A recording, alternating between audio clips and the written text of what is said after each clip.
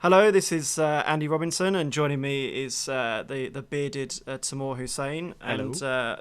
we're doing a kind of emergency discussion. Yeah, big Uh, things are happening. yes, based on the very interesting Edge Durango report that's just gone live, claiming that the next gen Xbox will require an online connection and will block secondhand game sales.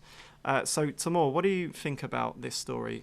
I think it's interesting. Well, the internet is obviously on fire right now because they've seen the words online and block together, and just raging anger now. People on NeoGAF saying they don't want anything to do with it, but I'm okay with it for some reason. Like I don't have a problem with it on Steam. I don't have a problem with my consoles are always connected, and you go on Twitter and there's always people saying, oh, there's this many people who don't have an internet connection, and I don't know. No one ever cites who has an internet connection, who doesn't have it. How many? What are the exact figures? I've never seen it.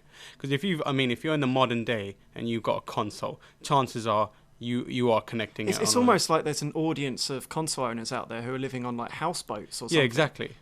Underground in safes or So, something like so that. what's the difference between this scenario and the people who like to play their games on Steam? There is no difference really. The difference is Valve is telling them one's got Valve attached, the other one's got Microsoft attached. One's a PC and one's a console. I think the image that people have of consoles with it is very different Mhm. to what they have with And PCs. we probably need to emphasise that the report says that it requires an internet connection for games to function. I don't think it's quite clear as to whether it needs to be an always-on connection.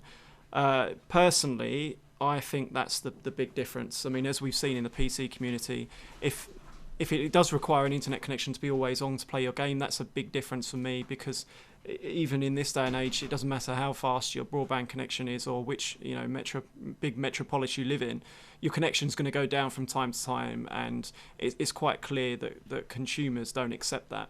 Um, as for activating the game, personally, I'm on your side. If it seems to work for Steam, and it seems to make sense as well. I mean, as we gradually, as the next generation no doubt will, crawl towards changing our purchasing habits and buying our games off of the internet, that kind of negates the requiring an internet connection Yeah, anyway, doesn't it? yeah, But the more controversial issue is perhaps the suggestion that the trickle effects from this will be that there'll be some sort of second-hand games prevention. As we've seen, it's been suggested for a long while, and of course Sony have been making have patented some various crazy technologies to stamp out pre-owned games, including, I think there was an NFS reader yeah.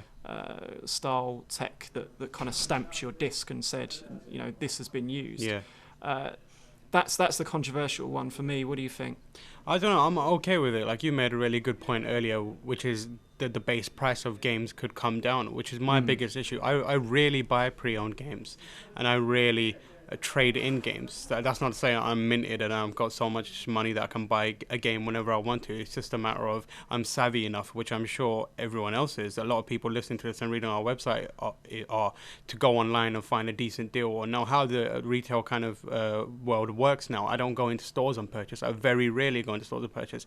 And when I do, even the games that are pre-owned are a couple of pounds off at the full game price. So what am I losing? I'm not really losing anything if the pre-owned market disappears. It's like I said earlier. It's a bitter pill for gamers to swallow, but it's almost inevitable if we want to continue, sampling these giant AAA epics that well, obviously they're in decline. But if we want to carry on playing these sorts of games, then it needs to happen. The amount of money that developers are losing, and the rate at which we're seeing independent studios in the console space disappear, it's almost inevitable. And I'm sure there'll be a lot of developers out there listening who will be for it. But of course, the other real issue concerns retail, Hmm. and that will be a tricky one because of the amount of money they make or don't make on console Yeah. sales. So it'll be interesting to see if this is true, how Microsoft and Sony structure the sale of their hardware, because obviously at the moment they rely on shops made of bricks to Right. sell us their Xboxes. Um, as soon as retailers are being seen to be cut out of the deal, Yeah.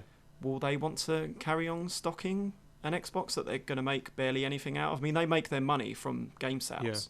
That's why you can't buy a console without this bundled, with games bundled in. I mean, obviously Apple have the perfect solution in that you buy Apple products from their shops. Yeah.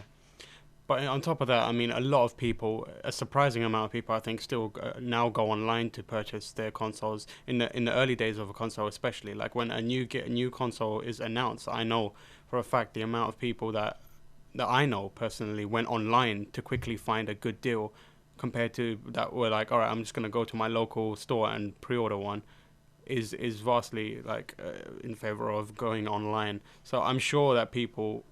Sony and Microsoft could easily cut a deal with Amazon and Play and whoever else is out there that are big online to support it. I think the feeling that we should end on is probably a sense that I think a lot of people should wait until they see the big picture. As you say, when Steam emerged, I'm sure it wasn't with a giant press release saying that you need the internet to play your games with us now. It's just something that is a byproduct of their great service.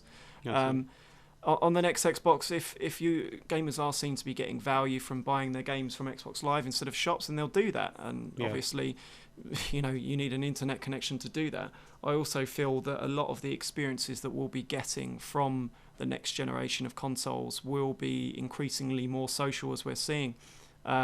Games like Dark Souls, which you can ignore the online functionality, but it's there, it's ingrained in the main experience, as games such as Bungie's Destiny seem to be exploring as well. It's the same with services. Like the main plus points for consoles now are becoming stuff like Netflix, and you can only imagine that's going to be even more expanded upon in the next generation of hardware. So it's essential. I think Microsoft and Sony are kind of taking it for granted that most of their user base will have internet connections, and I don't think that's that they're wrong in doing that.